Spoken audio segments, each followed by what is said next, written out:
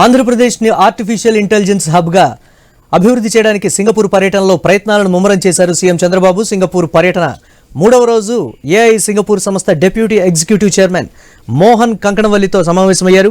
రాష్ట్రంలో ఏఐ పరిశోధన ఇన్నోవేషన్ సెంటర్ల ఏర్పాటుకు సహకరించాలని కోరారు.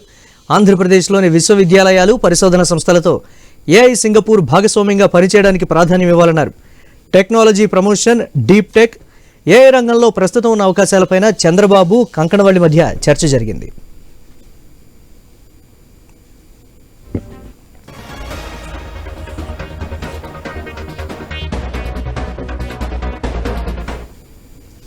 ఎస్ఐఏ engineering company senior vice president Ng John Lin విలిన్తోనూ సీఎం చంద్రబాబు సమావేశమయ్యారు.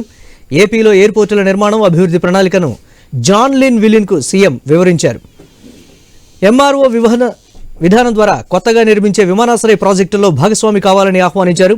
రాష్ట్ర ప్రభుత్వం తీసుకువచ్చిన పారిశ్రామిక అనుకూల పాలసీల గురించి తెలిపారు. విమానయాన రంగంలో ఉన్న విస్తృత అవకాశాలను అందిపుచ్చుకోవాలని, ఏపీలో పర్యటించి పెట్టుబడులపై ఆలోచన చేయాలని సీఎం చెప్పారు.